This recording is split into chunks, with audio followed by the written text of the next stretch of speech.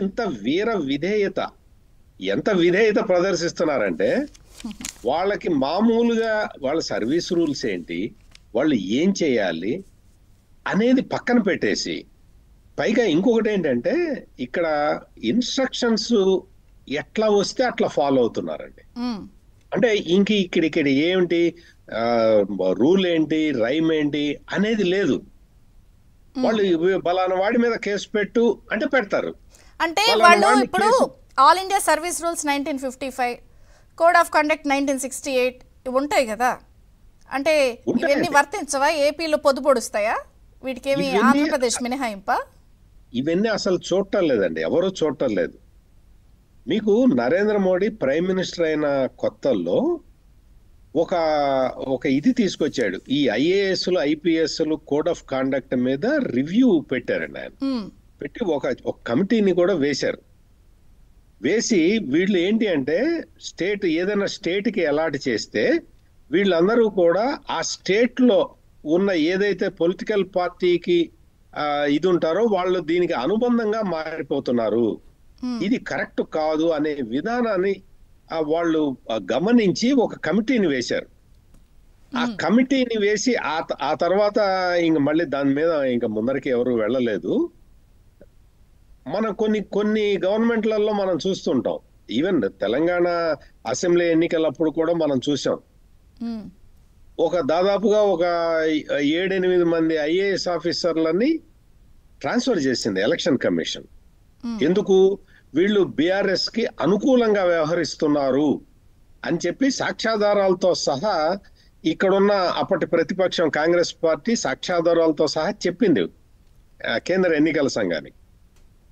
తెలంగాణలోనే 7-8 మంది ఉంటే ఆంధ్రప్రదేశ్ లో కనీసం 100 మంది ఉంటారండి ఈ పక్షపాతంతో వ్యవహరించే పోలీస్ ఆఫీసర్లు.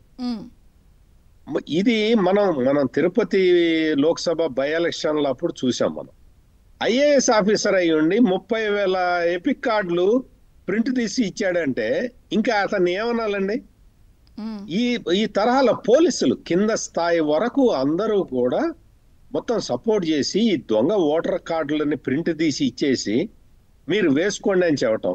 ఆ చెక్ పోస్టుల దగ్గర పోలీసులు వాళ్ళందరూ వదిలే, ఇది మన బస్సే వదిలే అని చెప్పి తీసి పంపించేయటం.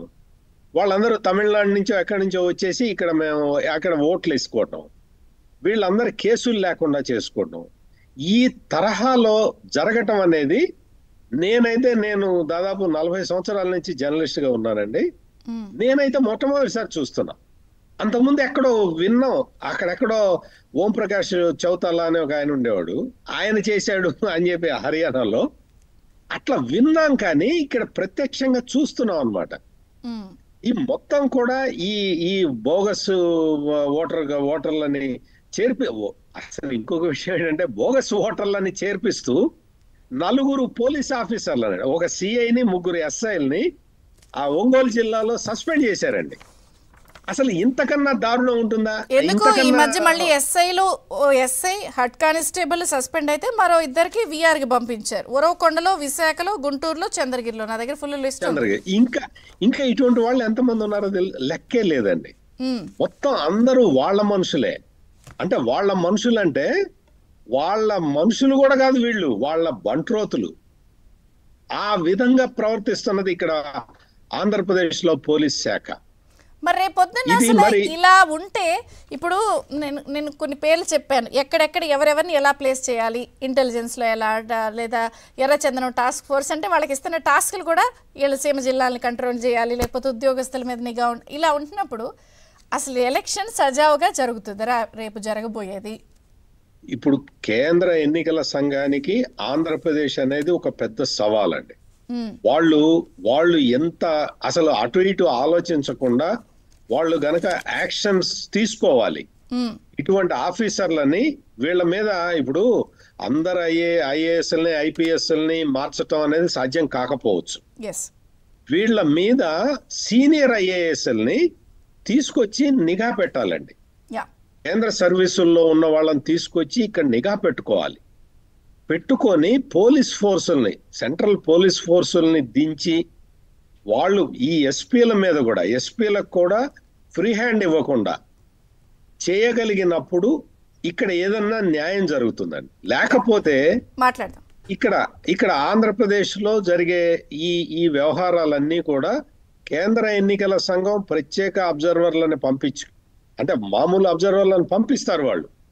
కానీ ఇప్పుడు మనకు మొత్తం ఆంధ్రప్రదేశ్ లో ఈ ఫామ్ 6, ఫామ్ 7 అంటే ఓటర్లను చేర్చేది తీసేసేది, అందులో కొన్ని కొత్త గైడ్ లైన్స్ పెట్టారండి. ఫామ్ 7 కేవలం ఒక 5గురికి సంబంధించి మాత్రమే ఫామ్ 7లని ఒక్కొక్క వ్యక్తి ఫైల్ చేయాలి అనేది. ఇక మనం మళ్ళీ వెనక్కి వెళ్తే అసలు ఈ రూల్స్ అన్ని ఎప్పుడో అయిపోయినాయి.